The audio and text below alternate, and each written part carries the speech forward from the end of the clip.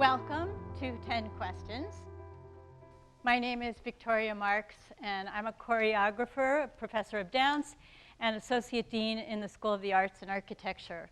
And I'm so delighted to see you all here today. This is week 1 of 10 Questions, and we couldn't have a more auspicious way to begin an academic year and a centennial year than to ask the question, what is a university? Before I introduce this evening's extraordinary guests, I want to say a few words about what we're doing here. 10 Questions is both a lecture course of about 70 students. Students, where are you? All right. Indeed.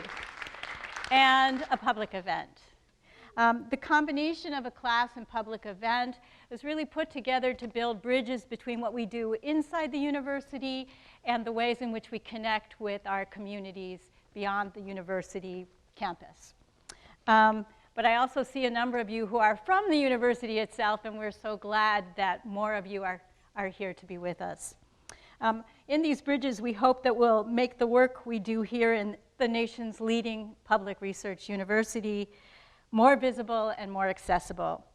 And for you, our students, I hope you will take pride in the work that you're doing, even more so because you're nestled by a public who is interested in what you're thinking about and what we're discussing in this room. Each of the 10 questions of this year was selected because it serves as a touchstone for our lives, our civic, communal, and personal experience. If you continue to join us over these 10 weeks, now I know I'm not talking to the students right now, because you will join us, but for everyone else, you will meet 28 people, members of UCLA's extraordinary faculty, outstanding alumni, and affiliated artists and activists. We have purposefully brought together this diverse and luminous group in order to emphasize the ways in which interdisciplinary conversations are necessary to build understanding and complexity and to spur progress in this tightly interconnected world of ideas and experience. So here's the structure for the evening. Each of our guests will speak for 10 to 15 minutes, and then this will be followed by some conversation between them. Then we're going to take a short break, not the kind of break where you leave the room, but the break where you catch your breath. And we're going to ask you to speak with someone near to you, to share something that stood out for you, a question that's unfolding, to try to articulate some of what's going on between you and what we've just heard. And then we will continue our event inviting you to join us in the conversation. Finally, this is the administrative part. Please silence and separate yourself from your digital devices. We ask you not to photograph or record this event in any way. As you can see, we have cameras rolling. We will be recording, we are recording, and we'll be very happy to share these with the public. Also take a look at the exits. I think maybe over there and up there, in case you need them. I'd like to thank Anne-Marie Burke and her, there she is, Anne-Marie, and her extraordinary arts communications team, Kylie Kerrigan and Louise Kale, I don't know where you are, but they're here, who have nurtured and brought this project to fruition from big picture to the granular details. Dean Brett Steele, right here, and the School of the Arts and Architecture have housed this tremendous effort. And you are here in Kaufman Hall, my home, the home of the Department of World Arts and Culture's Dance, and we thank them for hosting us and for the considerable planning and technical expertise they have marshaled to make 10 Questions possible.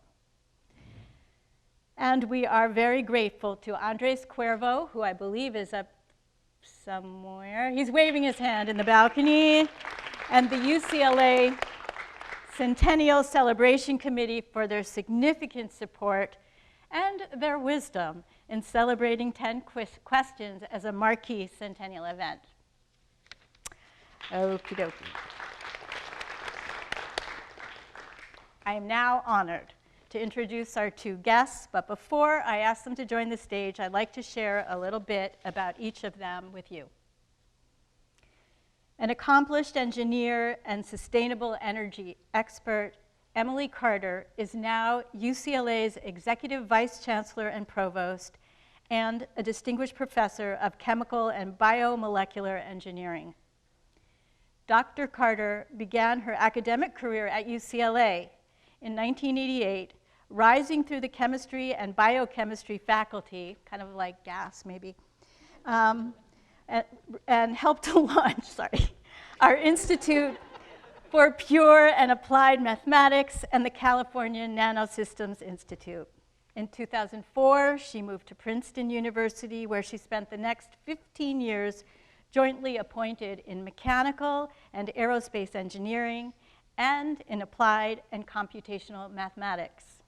At Princeton, she was selected to be the founding director of the Andlinger Center for Energy and the Environment and served as Dean of Engineering and Applied Science before rejoining us at UCLA just exactly a month ago.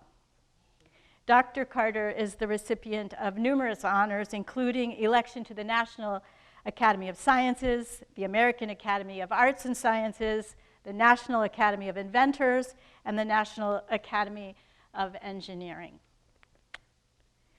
And I'd like to also introduce Peter Sellars, a stage and festival director. He's a distinguished professor right here in the Department of World Arts and Culture's Dance, and he's internationally renowned for his groundbreaking and transformative interpretations of artistic masterpieces and for collaborative projects with an extraordinary range of artists that span disciplines and the globe.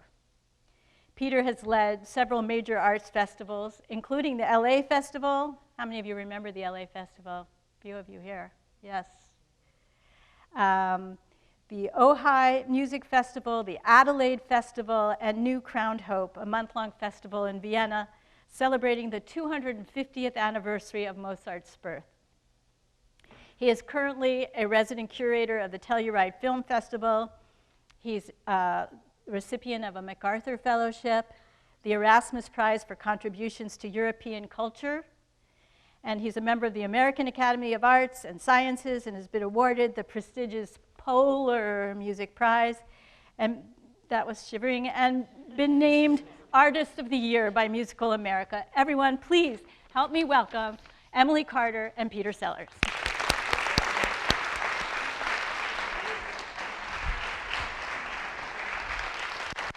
Thank you.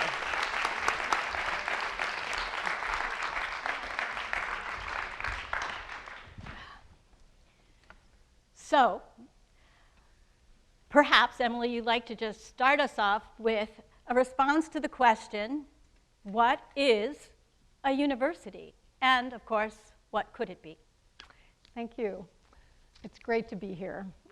As was just stated, I've only been here a month after being an absence of 15 years. And I came back because I'm on a mission to show what a university can be and do for the world. But before I get into that, I have to answer the question more precisely, what is a university? And everyone I think that you talk to will have a different answer to that question. Usually there is a banal answer that says that it involves teaching, research, service. What I think it does is transform human beings. I think it also creates new knowledge.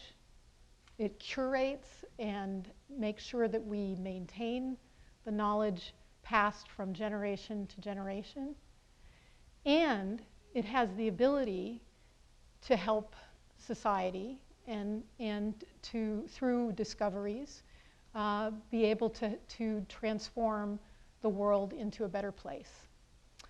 And so notice I use the word transformation. So I think a university has a responsibility to accomplish all of those things, those kinds of transformations. And it does so through the members of its community. So it's people like the role I'm in now, an administrative leader, faculty, staff, students, the public, all have a role to play in the success of a university. And again, the university is the steward, really the steward of knowledge and passing knowledge on and creating new knowledge among the community to have an effect on civilizations. So now that's very broad. So let me get more specific. It was mentioned that I was the founding director of the Andlinger Center for Energy and the Environment at Princeton University. And I have to say that I have now for a dozen years devoted my research life to working on sustainable energy technologies and a whole wide variety of them. I still do that.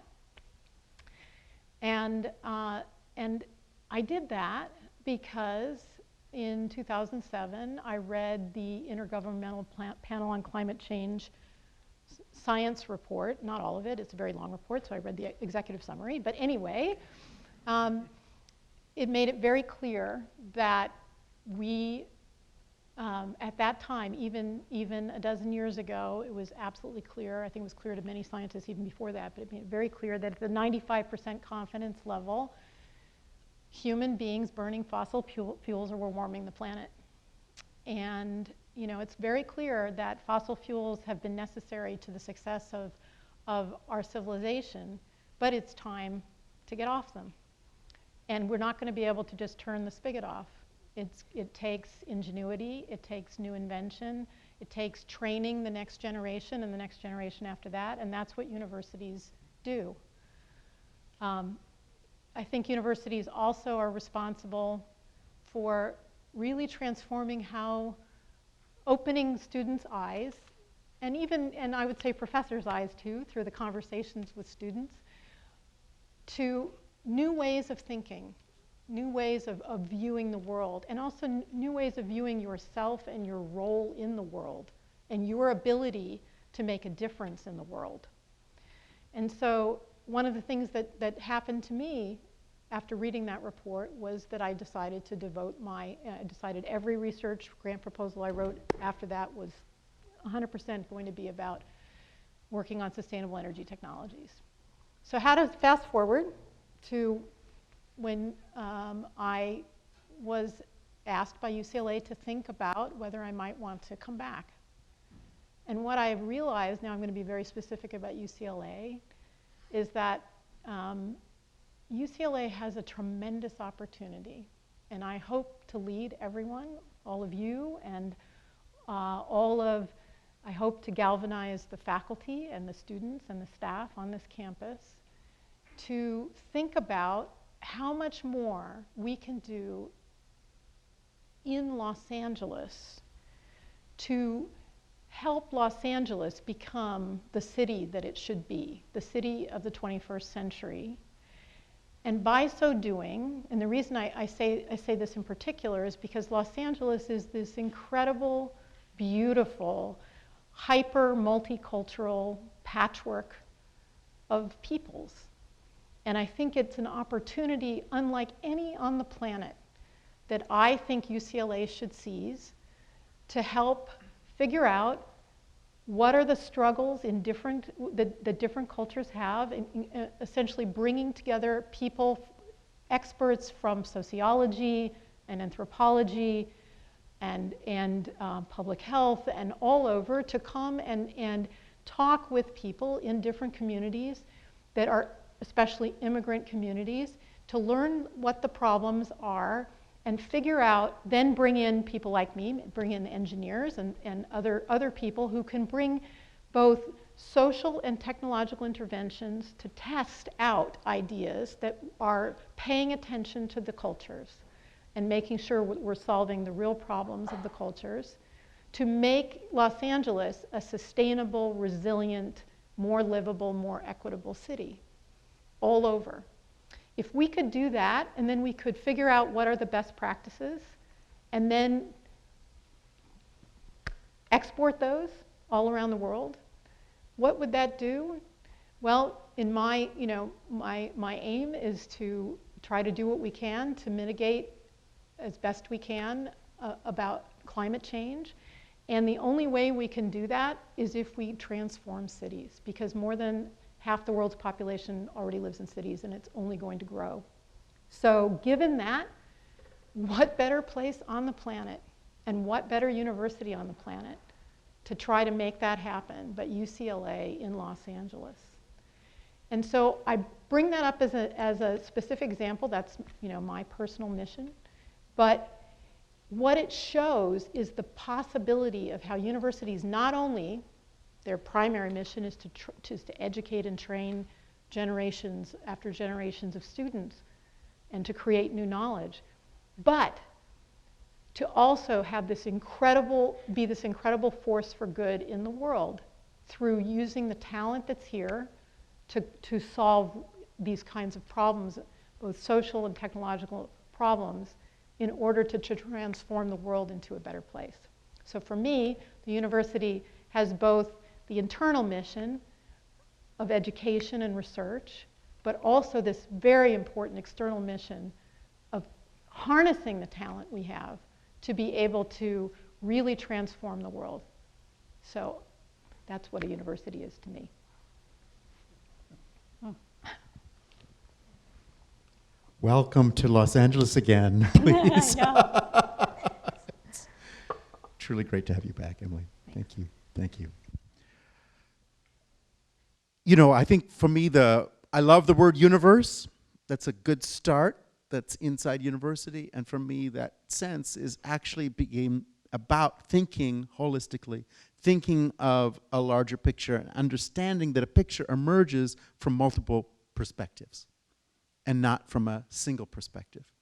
And so one of the things I've always dreamed of is to harness a major university around a topic, let's say the drug war, or let's say ecological sustainability and the climate emergency.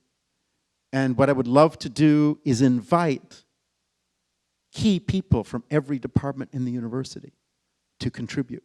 So we get a 360-degree view of drugs, how drugs work, where they don't work, what is going on. Can we figure that out from neuroscience? Can we figure that out from the English department, where most of English literature was written by people who are high on drugs? Can we get from the anthropology department that drugs were not antisocial in Peru, in Andean and Amazon societies?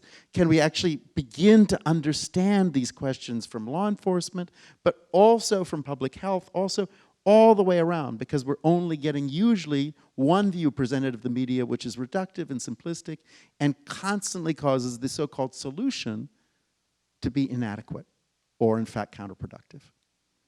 And for me, one of the big crises is that with the invention of critical studies in the university 40, 50 years ago, the last 40 years of research are missing from the public sphere.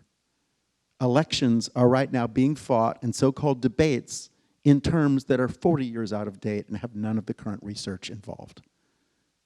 And most people who vote do not know what we've been doing for 40 years because our language is in a language that is incomprehensible to most Americans.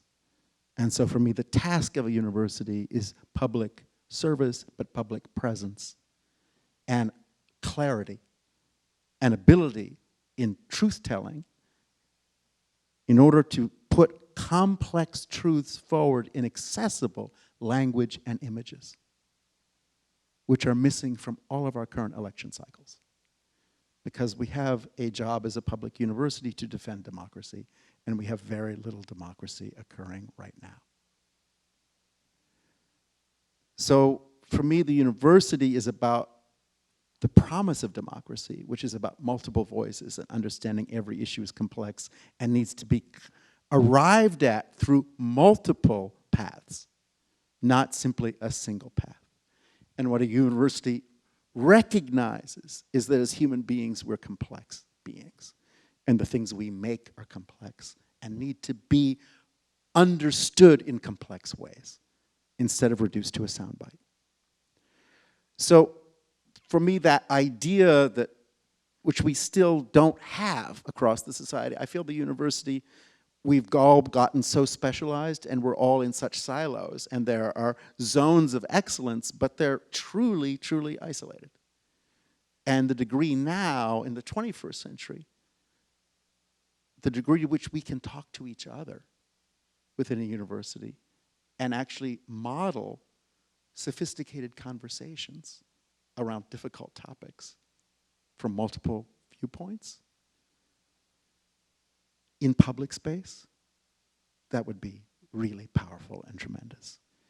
And for me, we're also at a very interesting point, and it's thrilling to be sitting right next to Emily Carter, where, yes, there's a lot of knowledge to hand on and from previous eras, but frankly, what we're facing right now has never been done before, and it's new.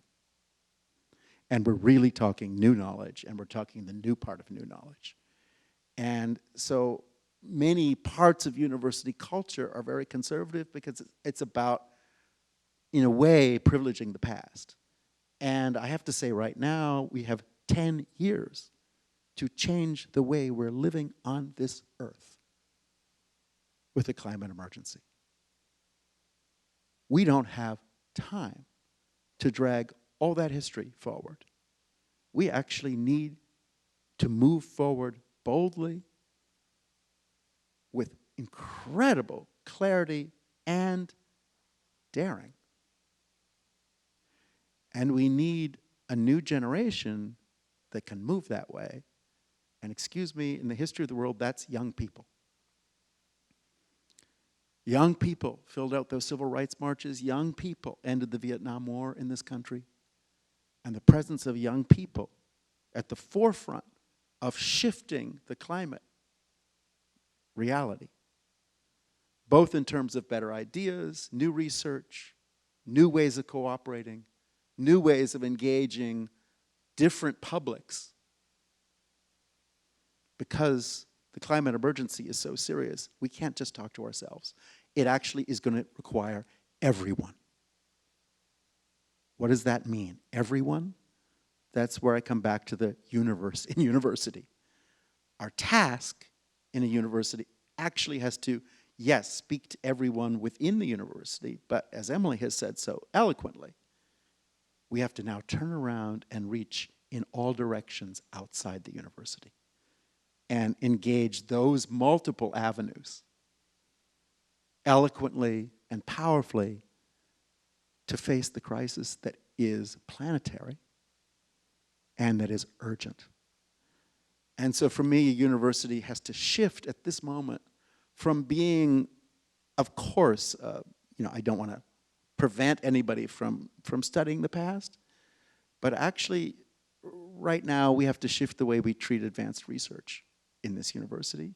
And we have to actually move into a mode of experiential learning, learning on the job because we have the job in front of us, and to have students on the front lines of creating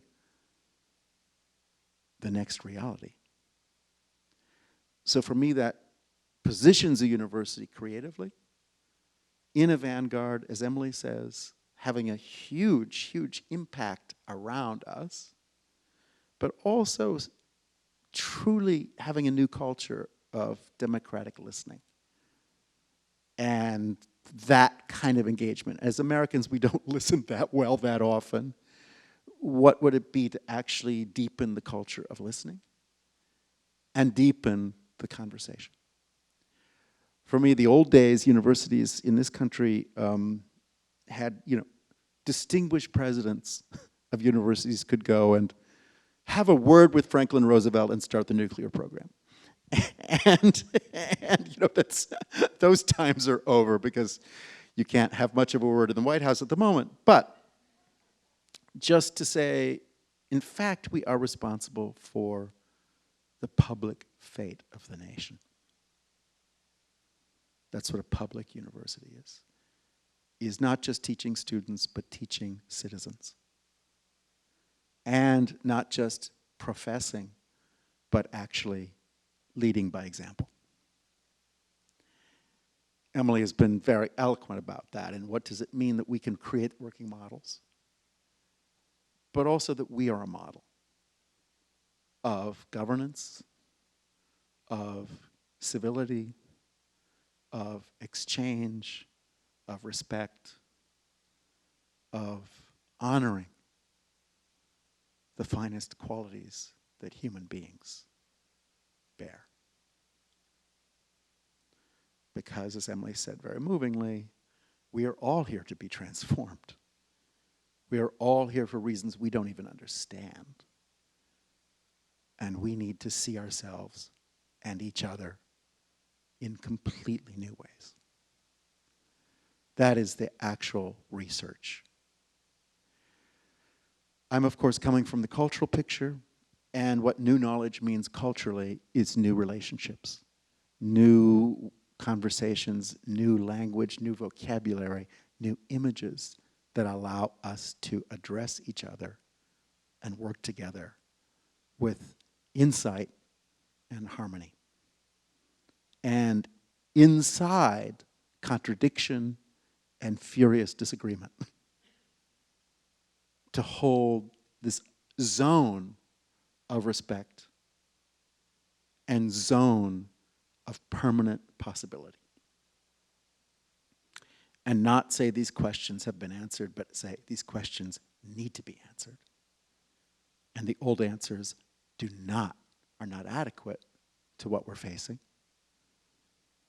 And so to liberate our students into a new activism and just say, you know, it doesn't mean that the students have to stand outside the administration building and protest and throw things and get arrested.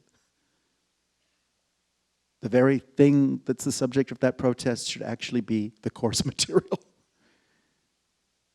This should not be protesting the structure. The structure should actually be about the very things that the students are insisting upon right now. And we're in a new era where a 13-year-old is addressing the UN. Hello, I just want to hear youth. I need the presence of youth. And we're here in a university to empower young people, period. And have young people challenge the established order and move us all forward. And that really means having outstanding facilities and actually giving young people the training, the confidence, and the keys to the car. And right now, we need a young generation to be informed, to be truly eloquent and articulate, and to put their shoulder to the wheel and be nonstop activists. The university is the breeding ground for those qualities that we admire the most and that we are most in need of. So I also hope the universities themselves can lift themselves to move forward with the velocity and impact of the urgent questions that we face as a civilization.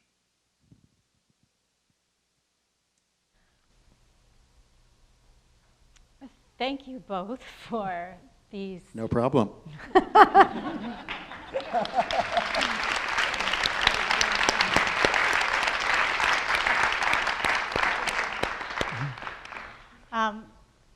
If I were to put together what you each have said, I would say that part of what we're talking about is an expansion of the very idea of knowledge. And I'm wondering if you might want to just talk a little bit about the ways in which, you know, the university can address this question of not only knowing things, but knowing how to apply what we're learning in a way that we can make more than the sum of our parts.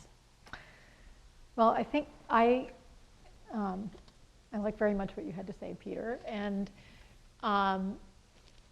I think part of it, I'm just going to riff a little bit off of one thing you said earlier, which is I think the university has the opportunity to play the role of an honest broker in the conversations across the nation, across the world, because the university should be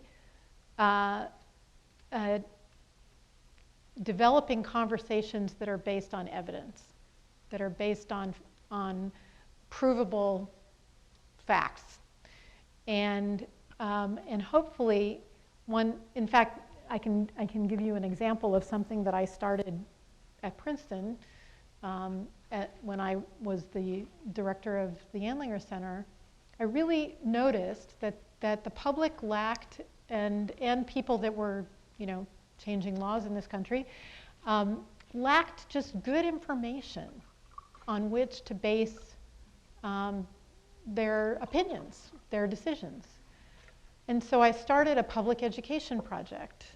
It's called the Energy Technology Distillates Project, meaning to distill down to the essence the key ideas that any person, without regard to background knowledge, could read and learn about holistically areas related to emerging energy technologies. And it's just one example, but it was very important to me to pull that together as something that was completely nonpartisan, not just recognizing that we wanted to provide good information and then let people decide for themselves once they could be informed. And I think that's a great role for universities in many different arenas, to be able to provide that kind of information so one can have a dialogue about the evidence. And I do believe that it is very important, as you said, that we all have to become good listeners and as empathetic as possible, because we all come from different experiences, and we're taught different things as we grew up. And so it's challenging to talk with people who have different points of view. But that's how we can, that's the only way forward, I think, is that we try to really listen and be empathetic to each other and try to have a good, vigorous discussion in a respectful way about all the issues of the day. So I don't know if I answered your question, but this is something I think is also a very important part of what the university can do, both within the university and going out into the community.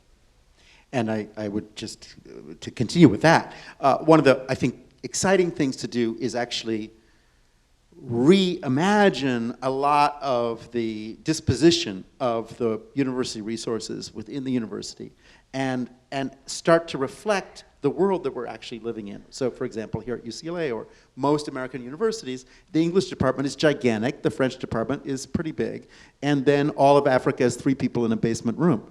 And there's like Scandinavia is somewhere on the 4th floor, but in fact, the actual places in the world that we're talking about, the hotspots, which are really exploding and the very place for transformation and new breakthroughs, are very rarely represented in the university structure.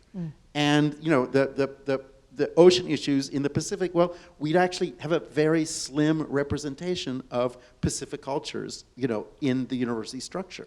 And so for me, one of the other things is really addressing now how the university was structured in a previous era, in a colonial era where everything was about London and all the decisions would be made in 3 cities on Earth, and those are the primary cultures we're going to discuss, and those are the only people we need to talk to.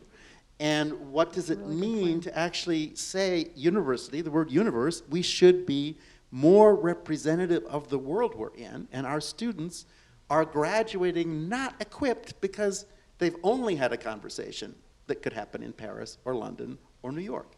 And in fact, we need to have conversations in the archipelago of Indonesia. We need to have the conversations that are going on and the spaces in Kazakhstan, the spaces where the world is changing and on the cusp of tremendous crisis, but again, I read crisis as this is the place where the action is and where the breakthroughs will come.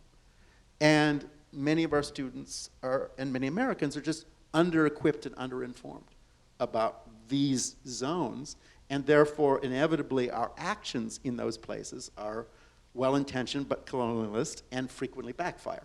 And so those are, for me, one of the next level of the 21st century is, can we also make our institutions more representative? Yeah, I actually think that's a really good point. I mean, I think there is a tendency, you know, everyone, whatever they're doing, they want to protect their environment and or turf. I was going to be a nice little word. But it is often about turf, and I think, you know, what I hope the university, I hope we will do this at UCLA, is that we will think beyond our own small boundaries, and that we will think about what UCLA should do to make sure we are preparing generation after generation after generation to meet the challenges of the future and the present, frankly. And so that means actually pulling back and looking with a broader lens and saying, just as you said, you know, we can't do things like we did them before. And we have to be willing to sacrifice our own turf in order to invest in the areas that are so critical for knowledge to be either created or transmitted or both. Absolutely. And now to really create a new generation of interdisciplinary education. Because I think, you know, I'm right now serving on the LA River Master Plan Commission, and as was reported in the LA Times this weekend, we had an astounding report that took 2 years of staff time to discuss homelessness along the LA River. Because yes, you can't just talk about water flow. And I mean, yes, you're trying to rehab a river, so you have to talk about the water flow, but guess what? You also now have to understand homelessness in depth and detail. And so everything is now interdisciplinary. Whatever project is underway actually flows into another body of knowledge and another reality that in order to get that building built, in order to create the advance you want, you actually need to work with all of these other fields that are impacted. Yeah, I like to say that all the simple problems were solved a long time ago, and the only ones that are left are really thorny and require many perspectives and expertise from many disciplines. And so, I mean, for me, the new model of the university, when I went to university, there were a few professors who were the great icons of knowledge. And that's the man who knows everything about this topic. You know, and that's ancient history, because every topic's expanding exponentially every week. Nobody can be on top of any field right now. But more than that, I think we have a much deeper and more interesting model that we need to perfect. So much of the university system, starting with standardized testing and so on, is all about your own individual brilliance. And certainly in the arts, but even in science. You know, you have Van Gogh and Einstein and individual genius. But in fact, nothing happens through individual genius at all. And the deeper reality is the world is so complex and things are moving so quickly, knowledge is held in communities, not by individuals. No individual has a level of knowledge that can solve anything right now. So I think it'll be interesting for me to disagree with you about something. Fantastic. Okay. I absolutely believe that the problems of today are so complex that they're going to require expertise across a lot of disciplines, and people need to work together in teams to really get to the best solutions. Absolutely. However, I do strongly believe in educating people deeply in a discipline. And then also being able to reach out across with a broader lens in some area that you're particularly interested in. Because I think you still have to, if all you do is know a little about a lot, you're not very helpful, actually. You need to be an expert in something. And that's why we have majors, and that's very important. but to have multidisciplinary minors, things like that, that would give one a chance to learn about topics that really don't live in one discipline, is a way to really broaden the context of how you think about how you can use your expertise going forward. Yes, and I would really just say what I'm getting at is that the discipline itself needs to expand. And that we, of course, you need to drill down and get to be good at something. Please, go ahead. But that by itself is not adequate for what we're facing. Yeah. And so all I'm just saying is you need a lot of other people that are also good at something. And that ability to work together and to actually realize the way the knowledge moves across rather than is siloed. Yes. That's my obsession right now. Yeah. And that we, in universities, we've created these very siloed universes. And it's very hard to get people out and across. And for me, the time we're living in is the answers aren't just scientific answers. The answers aren't just the humanities. Is the combination is really, really important right now. Absolutely. And I need more sophisticated views of science from humanities people, and humanities people should get their facts together. And at the same time, I need science to open up and acknowledge that that a lot of things are affected by very complex moving realities in human events. Mm-hmm. And how we connect those things in order to be effective and move forward is, for me, very important. And we right now have very narrow worlds in which the humanities are a little self-absorbed and not really engaged with the world in the way of science. And at the same time, science, in order to engage with the world, needs to actually engage with human beings. And so we need a little more humanity sophistication going on.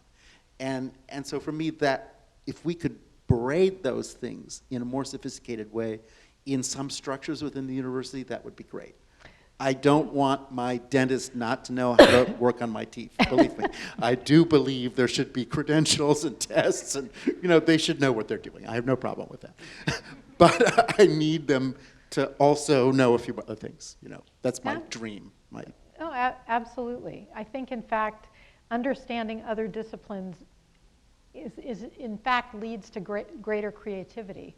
Everywhere. You come with new perspectives. You learn, and when you enter a new field, you bring your own perspective, or you learn from someone else something that through someone else's eyes. It's like one of the beauties of teaching is and we'll hear from you soon, that the questions that students ask open, the eyes of the professor, because they just haven't thought, either they haven't thought about it like that for a long time, or they haven't thought about it like that ever. And wonderful things can come from that as well. Right? And this space of creativity and this space of possibility and the space that we're moving towards is, for me, very, very important right now. So much of the society that we're living in is negatively slanted and structured.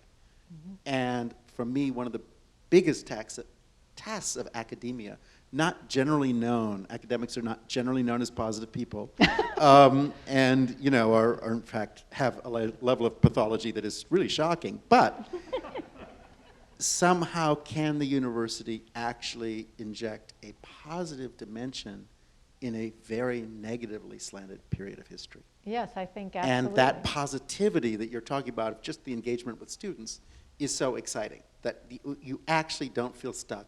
You feel that we can move forward. And at a time right now of such political paralysis and such social paralysis that we're facing, can the university create enough positive energy and momentum in the society itself that says, no, we're not done yet with this civilization. We actually have a lot more to do, and we're in the middle of it. And we don't have a choice. We don't have a choice. Consider the alternative. So, we all have to move forward together, and everyone has a role to play. That's, I think it's actually a fantastic opportunity.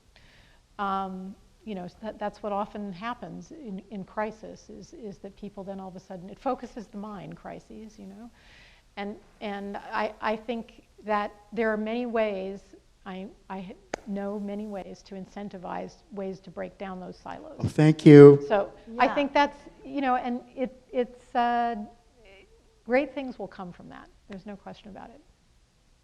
We'll do it.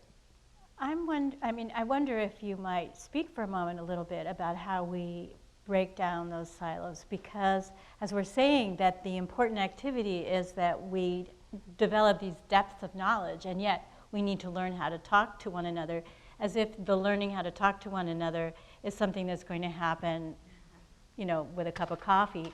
How do we do that here in the university? How do we not just share a project, but actually share a kind of deep respect for the knowledges that we bring together? Well, I think there are lots of different mechanisms to do that, and not surprisingly, some of them involve money.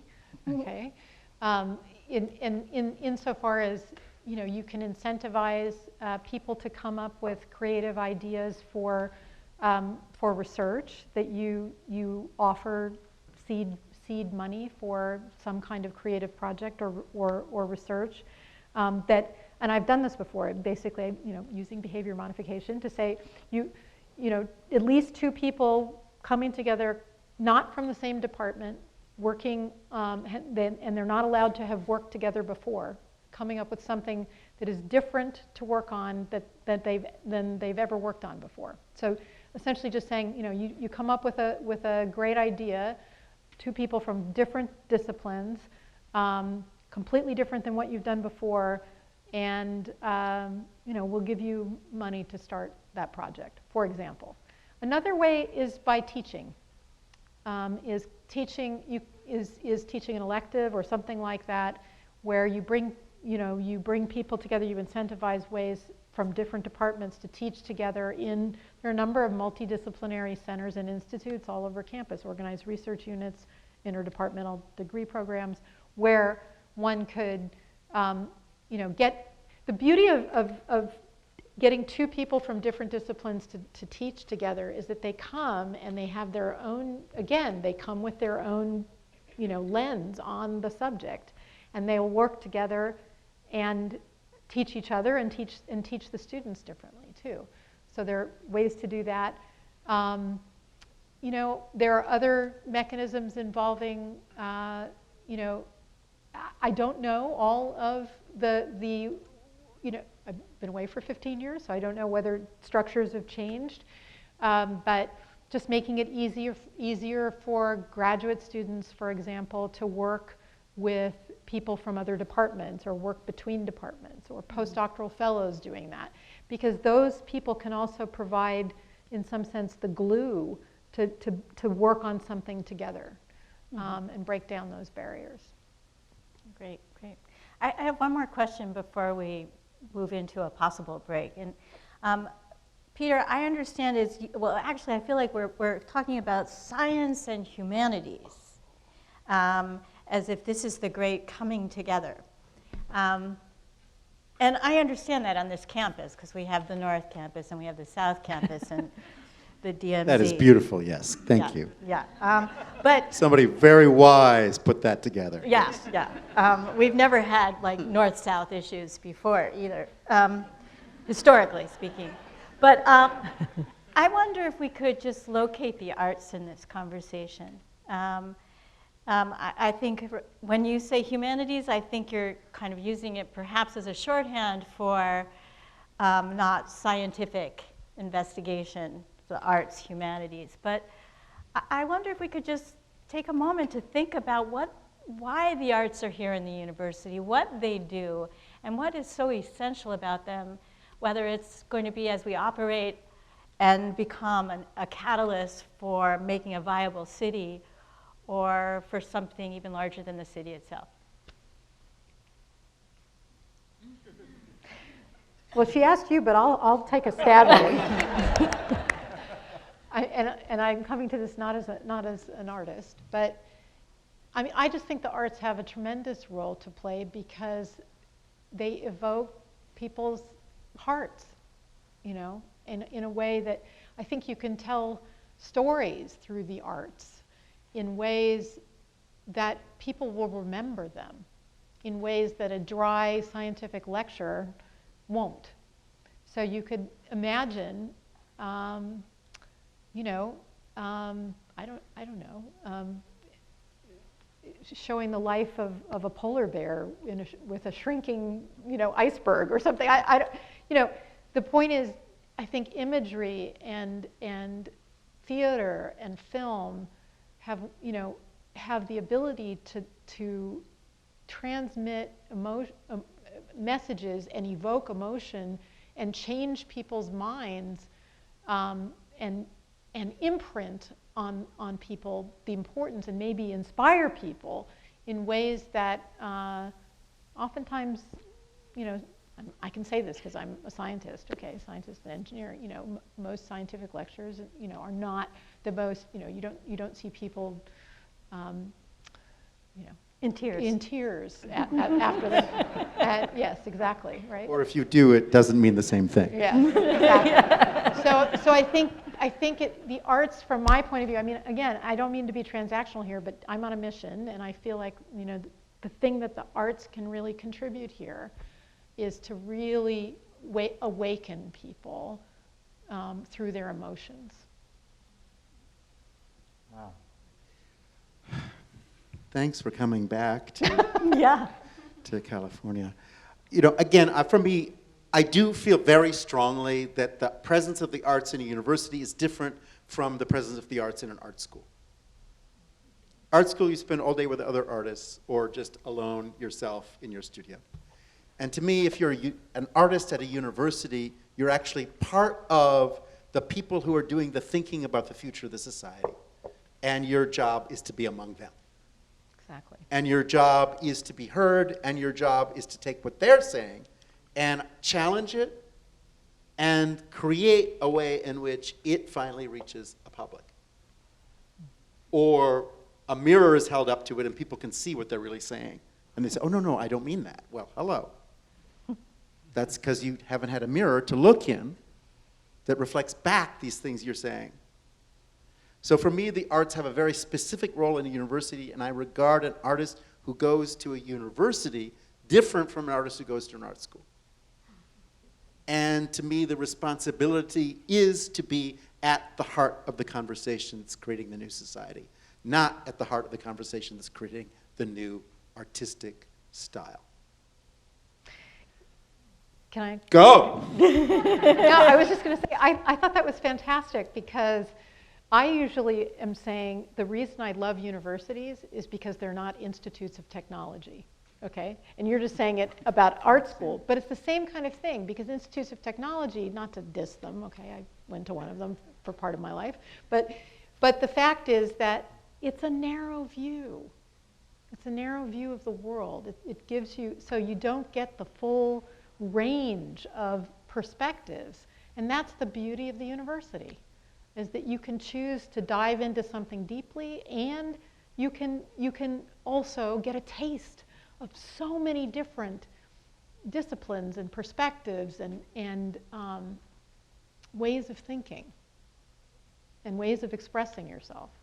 And for me, it's just crucial that artists who are engaging the public are informed, and are not only informed, but are on the front edge of new knowledge, new thinking, and are themselves leaders in new thinking. And that is the mission of the arts, is to open up this space on the edge. Open up this space on the edge and what's on the other side of that edge. And to keep moving, and to also, if I may say things that nobody else can say, because if you're an artist, you have nothing to lose, because you are not running for re-election, and if people really hate your work, you might have a career. And so, you know, artists, we are paid to say things that no one else can say, and anyone else would lose their job if they said it. And that's why the arts were invented. That's why we don't have jobs. That's why, well, that's why, I mean, we agreed to that at the beginning because something in us has to live in a challenging, permanently challenging position. And in order to challenge, you have to be challenged. And you have to be willing to take that. And so for me, that positionality of the arts within the university is they're not ornamental. And that's what drives me crazy, is the thought of the arts as ornamental. Instead of, the arts are actually at the heart of the university's mission and need to be at the center of the university's mission and need to put, again, a human face on the last 2 generations of research. Yep. And that begins to be worthy and necessary. Whew, wow. Well, let's take a little pause there. I feel like I want to burst into applause for both of you. No.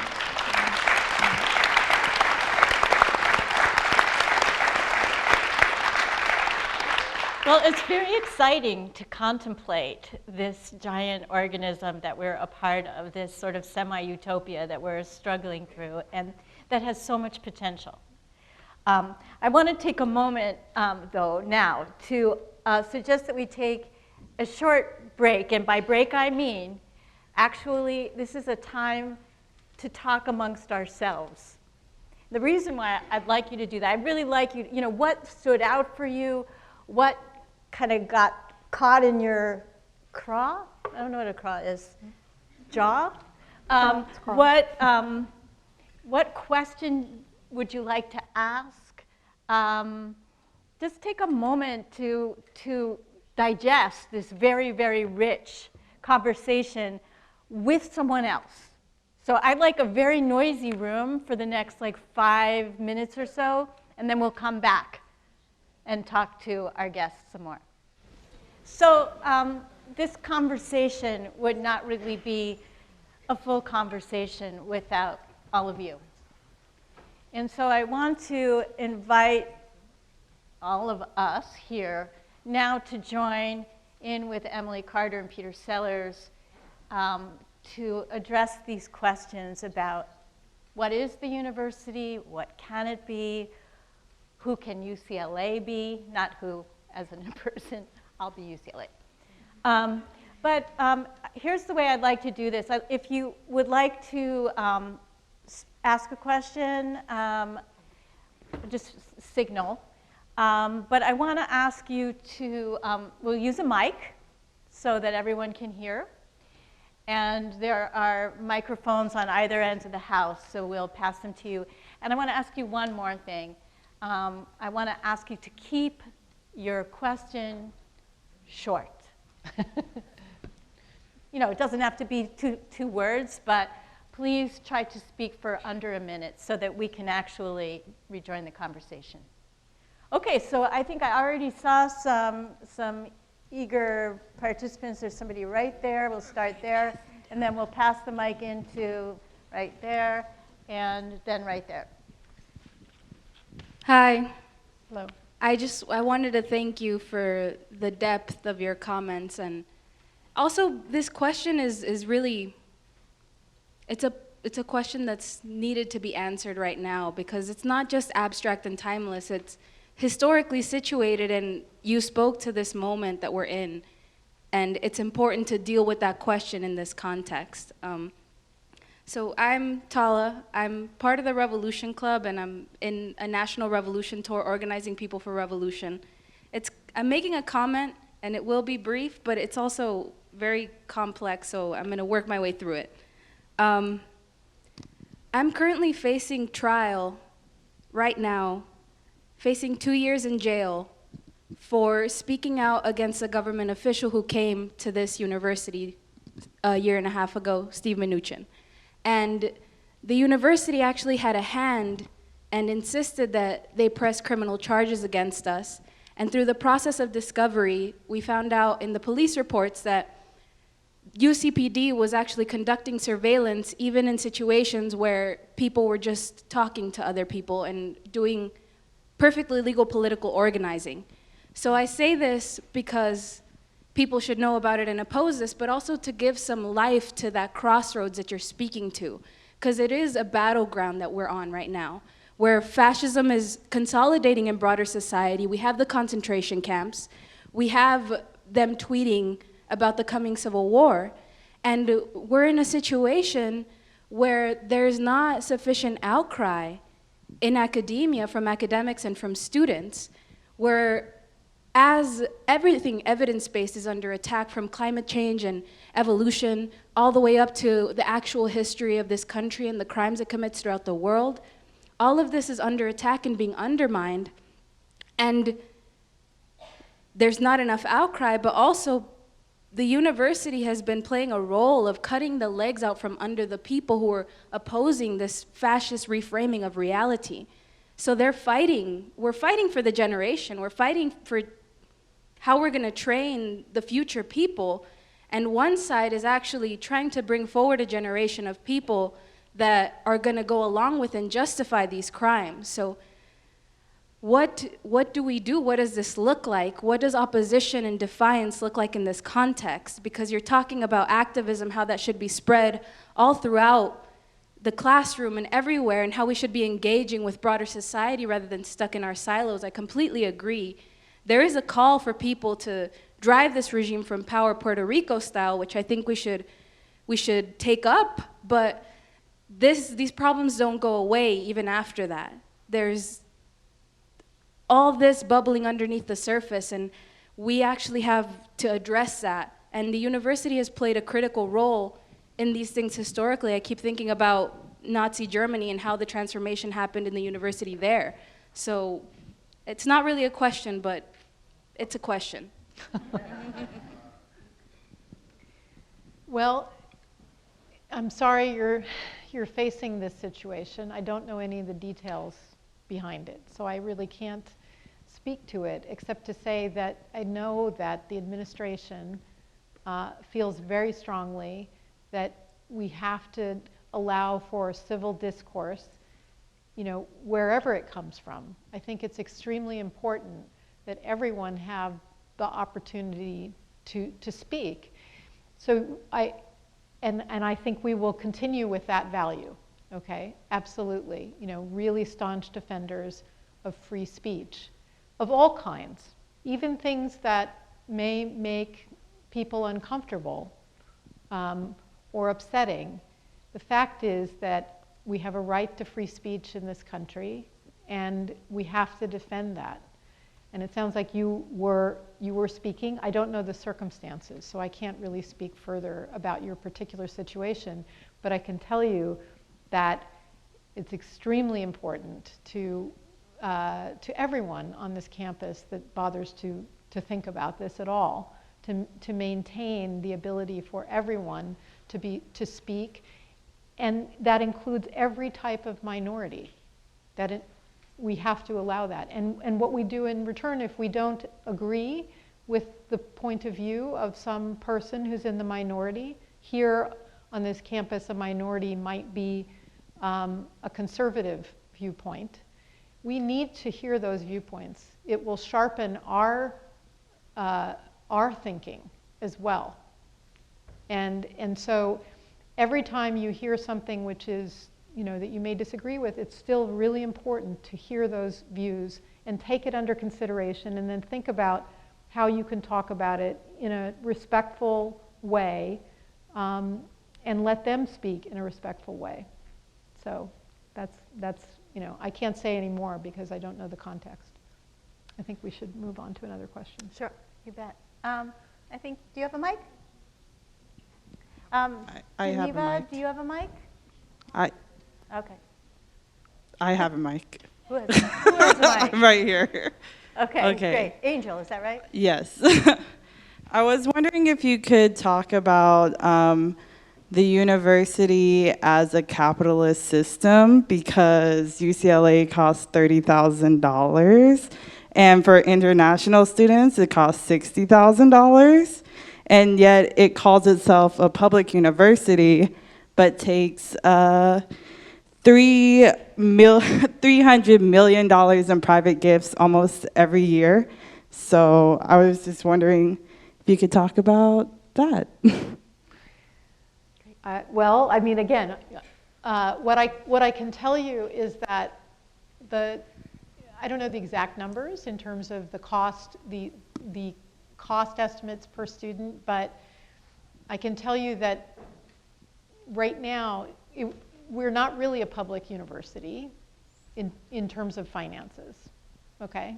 Because the state of California, just like many other states, has not provided the funds, has made a decision to not provide the funds it takes to actually educate you. And so as a result, we want to educate you. We want to make sure you have a fantastic experience. And the only way we can do that is to find other means of bringing in revenue. And in fact, tuition hasn't risen in the University of California for 7, 8 years. I don't know the exact number. It's been a long time. And it's a problem. You know, I understand that no one wants tuition raised. But the fact is that we're in a situation where we can't actually, through the money that's provided by the state, and we're not alone. It's happening all over the United States. Decisions are being made that they'd rather spend money on other things than in training the next generation. And I think that is really, really sad. I think that states should be investing. You are the future, and the states should be investing. And right now they're making other decisions. So that's what happens, and that's why we have to, we have to charge. We don't charge students anything close to the actual cost, and that's why the money has to come from other places. Just to say, the state of California rather spectacularly created the world's largest and most generous and open public university system in the world, and then starting in 1984, created the world's largest prison system. Exactly. Where we have imprisoned more people than Mao Zedong and Joseph Stalin put together in the state of California, and built new prisons all over the state. And we will spend per prisoner $68,000 per year, which is more than your tuition. And for special kids, particularly juvenile detention, up to $200,000 per child per year to ruin their lives and to make sure they don't get educated. So we're spending a lot of money to actually completely disempower a large number of people. Now, the state of California has figured out that's a mistake. And so we have, as voters, passed, Prop 47, Prop 57. The tide is turning, but just to say historically, that's where we found ourselves. And that's why, for me, every class in the university should be involved with the prison system, because that's where your tuition is, that's where your money is, and that's also where the future is, because those people should be the future of the state. And those neighborhoods should have been given schools, not prisons. And it's not an accident that the communities where the prisons were built, the schools were, in fact, completely gutted and made into condominiums for wealthy people. And so we have a real scandal of a certain period in the history of California. So let's make a new history of California next. Thank you. Thank you. Okay, I think that there was, Karen, if you could send your mic in to the gentleman in the gray shirt. And was there somebody over here who, nope? Okay, next. Okay, here we go, right over here. I remember what I was going to say, It's some powerful talk. It will always come back, if it's important. No. Yeah. We could go to someone else and come back to you? Yeah, do one more quick. Okay, right here. Thank you for giving us your thoughts. My question is about mental health and mental wellness. And I work in alumni affairs, so I see these students after they graduate. So good luck to you all.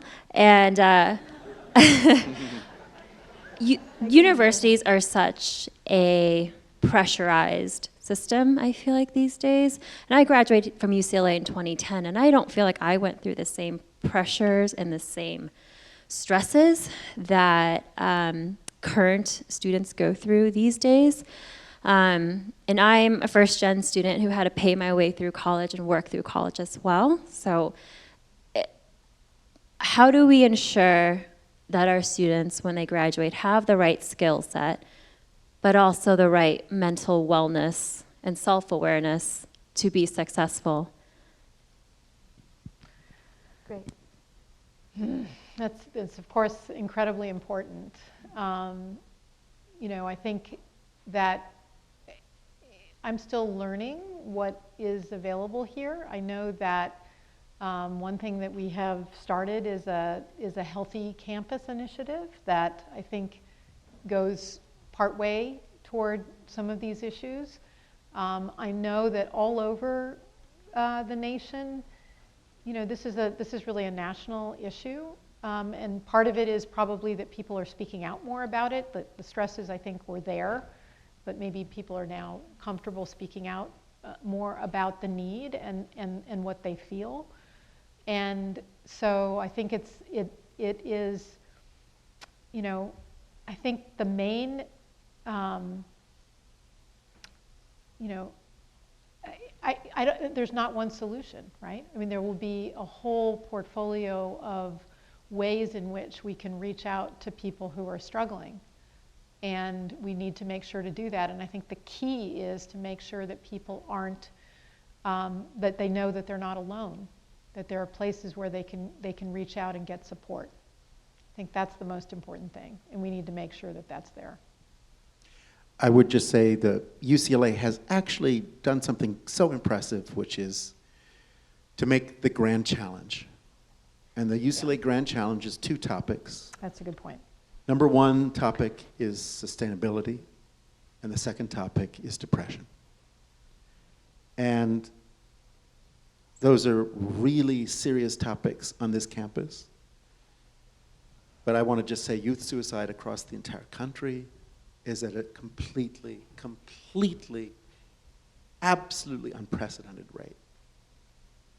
And it's very serious across a generation, and what it means at a moment in history when many young people choose not to live. That's an indication something is not right in the whole society. And our war on youth, which we've just come through, has given us this catastrophe. Now, for me, the beauty of the Grand Challenge is that the 2 topics are related in the same topic. Because many of the behaviors that are not sustainable and that are creating a dead-end society are the very reasons that we need to turn around, treat each other differently. And I want to just say, please, it drives me crazy in this materialist society to think that sustainability is just about the ocean or the land. I'm sorry, it's about people. Sustainability is the greatest zones of environmental degradation are the very same zones of the greatest zones of human degradation. They are completely overlapping and the same. And we keep wanting to materialize and instrumentalize the natural world. The natural world is sending us a message about the human world. Absolutely. And these changes are human changes that have to be made by human beings. And depression results from, in your life, making a series of wrong choices. Choices that have no future and where you're actually steadily removing the possibility of a future. And the way to come back from depression is to be part of somebody's solution.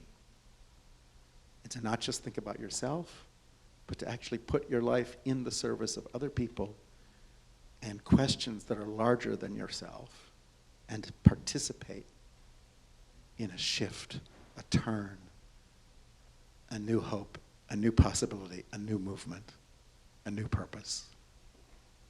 And there's a reason to live for a new day. So for me, these 2 things are connected, and we have to connect them mindfully and meaningfully, and know what we're doing and move forward. And may I just say, move forward with the weakest among us, because the weakest among us are telling you something really important you need to hear. And America has been based for too long on a nightmarish model of quote-unquote success. and excuse me, please save the planet from successful people. And let's move forward together, all of us. Thank you. I just want to say I love the format of this class. This is just an amazing opportunity. I agree. I love what you guys have been saying. I think it's great, very important information. I see it being comfortable in a postgraduate situation. I remember looking back to my career in college, and my daughter just graduated from here last year, class of 2019. And her situation was similar, that a lot of what an undergraduate does here is survive. There's a structure you have to navigate your way through, and it's like, I gotta get this class by next term so I can do this. And there's so much structure you're maintaining, so much survival to get through the process. There's not a lot of freedom to do esoteric thinking like we're requiring here. How do you see, and also the motivation of many of us who all went to college was, I need to get a job so I can live, and so many of these jobs that we're teaching them to prepare for are the ones that are the problems that we're trying to solve, that are causing the problems we're trying to solve. So there's a lot of clashes involved in this topic, especially at the undergraduate level. Can I just say that for me, one of the things I most admire about Emily Carter was just coming out right away and saying, you don't go to college for a job, you go to college to transform your life. And for me, the idea that colleges have been reduced to job training is loathsome and despicable, and a model of how low and primitive we've sunk. That's our best idea, is your job. And that your life is only based on money and there are no other questions. And that money is the main question, and that eliminates moral questions, all kinds of other questions, because money is the only thing we actually care about. The Greeks, of course, in the 15 minutes that their democracy lasted before the oligarchs moved in, used to write, Euripides in every play made a speech about who can possibly confuse money with freedom. That is, of course, a tension. It's a permanent tension. And I would just like to say a university has a larger purpose than your next job, and always has and always will. I would also just say this question of esoteric thinking, as Emily said a moment ago, the power of independent thought and the power of people pursuing things that may not even be popular, may not even be known, may not even have a sense of why they are here and what their purpose is yet. The point is the university has to be the place that incubates a whole series of things whose importance we don't yet understand. And we need a series of ways of thinking and ways of acting that are not available in the marketplace and that are not available in the media, that are unspoken truths that we need to learn to speak and that we don't yet have the words for. So I would just emphasize that the university is actually a place where something that we don't understand is taking place. And again, as an artist, your rule for when you make a work is only politicians work with something they think they understand and claim to understand. As artists and as researchers, we recognize what we don't understand, which creates some humility, and realize we need a new way of understanding, and we can't understand it alone, and therefore we need to work with other people to finally create some critical mass of a new understanding. That's the beginning of an incipient democratic process, and that is what I hope and think the university is here to do. I agree with what you said, but I also want to say that I also understand where you're coming from, in the sense that I think a university can be many things to many people. And so a student that wants to pursue their passion in the classics, they should do that. A student that wants to come in, and maybe there won't be so many jobs, okay, with the classics. But if that's their passion, I really firmly believe they should pursue that. If you come in and you say, no, I don't feel I have the luxury, and I think many students come in and feel they don't have the luxury to just study the classics, that they need to go and major in engineering or what have you, right? Something more practical. And so I think the beauty of the university is that you have choices and you can go in either direction. And even those students that, I would say, this is something I'm very interested in actually, is taking students, I want to encourage students to study the humanities because I think it provides such great perspective and empathy for society, and provides a way of looking at the world that can be used in many different venues. You don't have to go off and become a classics professor. Okay, and so I think I'm very interested in the possibility of taking students that major, for example, in something that you think is not practical, and giving them the opportunity to, for example, get a certificate in data science, in artificial intelligence, or something like that, where they can learn some techniques that maybe that combined with humanities will allow them to be very marketable if that's what they want. Okay, so I think there are ways, the beauty of a large university is that you can pursue different paths. And still, and so if you want to pursue a path of practical route, that's also possible. And maybe I could just nuance that a little bit and say, of course, quoting Euripides, I also support the classics, but just to say, for me, it's not about stepping into the existing economy. It's I need this new generation to create a new economy. We are looking for the green economy, we're looking for the blue economy, we're looking for new economic models, not to simply step into the roles that are currently available in the current structures. And so, to me, what we're training students to do is actually generate the new economy.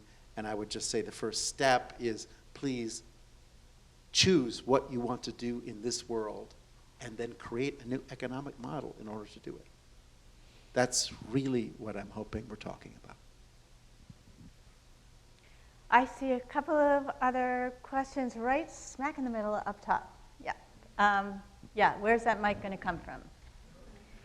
And we could line up another mic if there's another person who, okay. Thank you to both of you. I guess I had a question which seems to segue nicely from that point.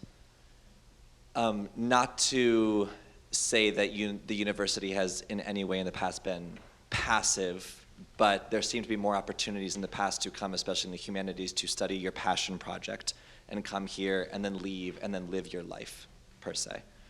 And it seems like there's a moral imperative to some of what you're advocating for in the world of create newness, which I imagine for my generation and younger is quite a daunting task to have to take on, perhaps, of what are you going to do with this education. So I wonder, is there a place for perhaps an aesthetics of beauty, of dancing for dancing, of painting for painting, sorry, I don't have a parallel in the sciences, but maybe you can think of one. But of doing for doing without that moral imperative, and not to require either of you to make a moral judgment on folks that might just study the classic if there is a just in there. But is there a place for that anymore in your minds? The creation of beauty is a moral action. And the appreciation of beauty is one of the main things that we have to put next to our nuclear complexes. Just to say, it is a powerful action, a gesture of beauty, because it's about actually respecting and honoring and understanding something beautiful in the world. And creating a zone that protects and elevates that beauty. And reminds people that we're here on Earth in a very destructive world, in a world of incredible violence and incredible injustice and incredible absence of balance. To me, the act of creating a moment of balance where an artist cares enough to paint a flower or a dancer cares enough to make a gesture that is beautifully judged. It has to do with fineness of judgment, fineness of understanding, fineness of balance. Those are powerful questions, and they are super political and super urgent and super necessary to create a real society. I heard something different. So that's why it's so great to have different, come from different perspectives. What I heard is you were concerned about the pressure to create something new when you graduated, potentially. Maybe that's not what you meant, but that's what I took. And I want, again, that's the incredible opportunity for you, is that you don't have to. That's an option, okay? Don't feel pressured by that. You know, it's just that when you do have the option of, especially if you go to graduate school, okay, that's when, that's part of the imperative when you go to graduate school, to create something new, to create new knowledge, to create new works of art, or what have you. If you don't go to graduate school, you can go out and get a job, you know, and you don't necessarily have to create something new, but hopefully you harness the skills that you learned here and the perspective that you learned here, okay? I know I'm not a speaker, but just as you were saying that, I was thinking, well, just the fact that you live your life, you are creating something new.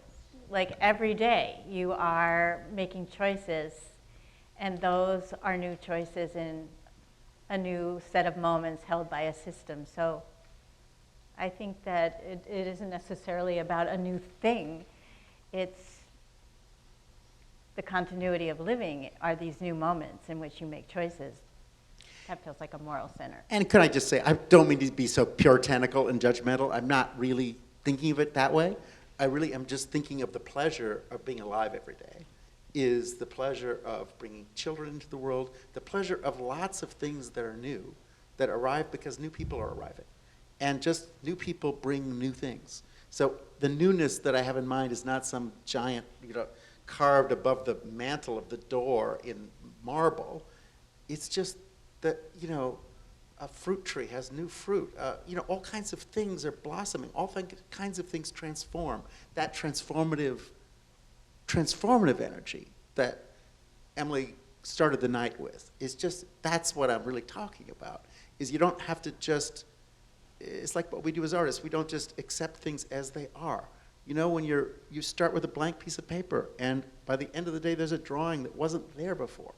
And that is really, really powerful. And for me, this idea that you're not, you know, Cézanne painting Mount Saint Victoire with his back to the view, there's something more to be said. And that nobody's figured out yet, and that's really exciting. And the other thing that, you know, is genuinely thrilling is this idea that you really are making something that nobody has seen yet, but as an artist, you can see it. And then you make your work of art, and suddenly everybody sees something that nobody saw before. That's really beautiful. Okay, I think we have time for like one or two more questions. How's everybody feeling? Good. You okay? You okay? All right, good. So right here in the middle, second, third row back, Kate, can you see? All the way in there. And then I think we'll have an opportunity for one more question, comment. I didn't see. I have a question. I have a question in regards, not working. Yeah, I have a question in regards to the sciences. I'm actually a neuroscience major here, and I noticed when I came here that there's not open communication about mental health or how people are feeling, or, you know, there's not even a safe space for people in the sciences to talk about like their stress, because they're constantly under the pressure of having to perform well on tests. Specifically, a lot of the pre-med students, like they don't see their fellow students as like a community rather as threats or competition. So there's no room for community in that kind of environment. You know, how can we be the change in that as just starting at the pre-med level, because we have all these physicians like committing suicide. You know, there's this whole campaign of Save Our Doctors. It all starts like as pre-meds. So how do we start doing this now? Well, first of all, let me tell you that what you described is not new. It doesn't solve the problem. I'm just telling you it's not new, okay? When I was here teaching, I taught lots of pre-med students many years ago, and when I was a student, I saw pre-med students around me. You know, it's really tough. I think that, again, it goes back to something I said before about mental health, which is it's all about finding your own community that can provide you support. Because it's really hard to change other people around you. You have to find the right community. I've been in situations myself in the sciences, a woman in the sciences, oftentimes, still even today, can be the only woman in the room in certain situations. And we know from studies, you know, that that's a really bad social dynamic, right? And what I can tell you, and what I used to tell students who were suffering from feeling that hostile environment, or you know, this competition, which just that felt toxic, right? You just have to get yourself out of that situation and find your community that's going to be supportive of you.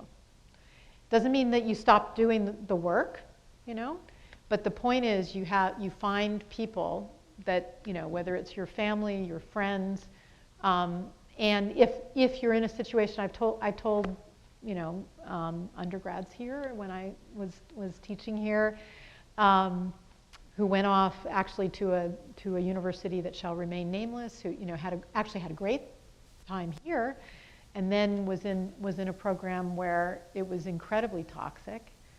And I told this one woman who I'm still in touch with, that, you know, she just needed to get out of the situation. You know, if it's that bad, you know, life's too short, okay? But the other thing that's really important in those situations is to, you know, use that support system, and in particular, get perspective from that support system, and recognize that all of the people around are under stress, are insecure, and are acting out because of that insecurity generally. And so you have to look inside yourself and you know, again, get perspective and remember that why you're doing what you're doing. If you're passionate about neuroscience, you got to block out that stuff. It's not important. I don't mean just in regards to neuroscience. I mean in regards to, like, I see classmates crying during office hours. It's not just me. It's just like I'm talking about, like, the sciences as a whole. Yeah. It's not just like, oh, this is specifically my situation. I'm lucky to have a support system, which is why I'm here talking to you about it, because I have the strength to tell you about it. Yeah. I'm talking about people that don't say anything, then turn to drugs or turn to, like, depression, or they just power through depression, and then they make jokes about it. That's, like, what I'm talking about. Like, I'm blessed to have some, like, great people in my life and great family and, like, you know, like a community that will be there for me. But there's some people that don't have that. Yeah. And those are the people that are at a risk for being in danger of this depression that's like, it's throughout all of South Campus, it seems like. And it's just really devastating to see that. I'm just wondering how we can be armed as, like, science students to learn to talk about this in a meaningful way, or, like, how can there be more emphasis on this during class? Yeah. Well, it's hard to do it during class, but I think that there could be opportunities outside of class to, you know, there's, you know, isn't a lot of time in class to do that kind of thing, but I think, you know, it goes back to issues. It's a separate issue, but I think about sexual harassment, okay, and the fact that one of the ways to help with mitigating and preventing sexual harassment is for there to be bystanders who intervene, and I help develop trainings for that kind of thing. And again, I think having people like you, if you're not having a problem, you know, and there are others who are strong, like you, that can actively be either trained or, you know, be essentially allies for people and recognize when someone's struggling and reach out to help them get help, you know, and start to provide a support system. Thank you. I think that I'd like to give Peter and Emily an opportunity to say some closing thoughts, but well, or not. I mean, you can leave it at that. But what I do want to say is that before that, next Tuesday, 10 Questions continues in terms of our guests from the larger university or the public. We'll be addressing the question, what is knowledge? And I think that in many ways, I imagine the conversation that's been started here will continue in new forms next week with 3 presenters. And so before we depart from one another, if there are any last comments you'd like to make. Well, I'll just say thank you for spending your evening here with us.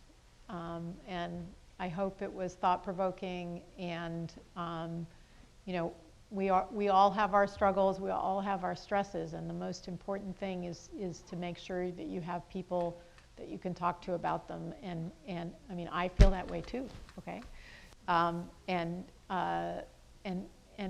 you know, we're all connected. We're all part of this planet, and so you know, the point that I was making earlier is that we are here to help each other. And only through working together will we be able to solve all of these problems that we're thinking about and struggling about. And we can do it better together at the university. And just to add for young people here, our task is reforming and reimagining institutions and creating more justice in places where more justice needs to be created, and really inventing new institutions that don't yet exist to really solve problems that are going unsolved. And so that active imagination, and then the follow-through and the commitment. I just want to emphasize, there's been talk about jobs, and I'm sorry if I offended anyone, but I really don't think about the word job, ever. I do think about life work.